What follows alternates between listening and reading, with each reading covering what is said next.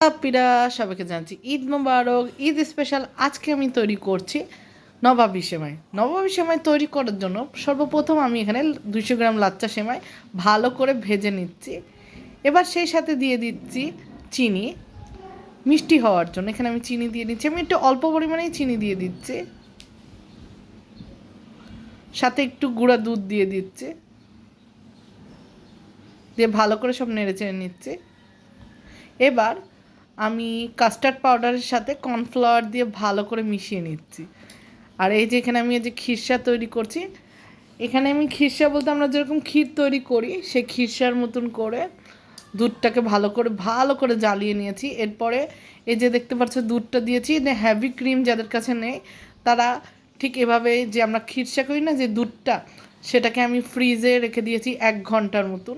এবার ফ্রিজ থেকে সেটাকে বের করে যে ভালো করে এটাকে জ্বালিয়ে নিচ্ছি। তোমরা দেখতেই পাচ্ছ এই যে ভালো করে জ্বালিয়ে নিয়ে আমি এখানে কাস্টার্ড পাউডার দিয়ে খুব ভালো করে আবারও কিছুক্ষণ জাল করে নিচ্ছি। এবার এই যে একটা পাত্রে লাচ্চা সেমাই দিয়ে দিচ্ছি। নবমীর সময় না সবচেয়ে ইজি যেটা আমার মনে হলো, এই যে লাচ্চা সেমাই দিয়ে খুব ভালো করে এটাকে ট্যাপ ট্যাপ করে নিচ্ছি। এবার একটা লেয়ার করে ফেলেছি নবাবী সেমাই দিয়ে ঢাকা, তো সেকেন্ড লেয়ারে এরকম করে খিরসাটা দিয়ে দিচ্ছি। যাদের খিরসা না দিবা তারা হ্যাভি ক্রিমটা দিতে পারো।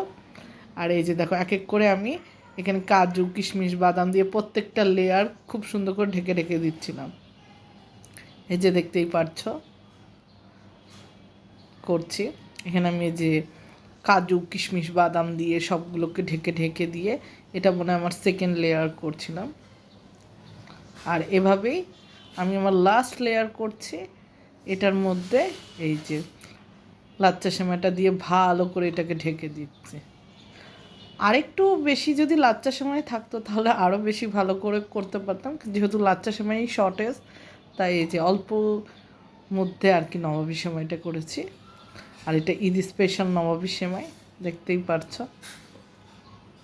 ভিডিওটা যদি ভালো লেগে থাকে তাহলে অবশ্যই আমার ফেসবুক পেজ কুকিংস লাইভকে ফলো করবেন, এবং ভিডিওটা যদি ভালো লাগে অবশ্যই কমেন্টে জানাবেন যে কেমন লেগেছে ভিডিওটা, আর লাইক কমেন্ট করতে ভুলবেন না। Bye bye.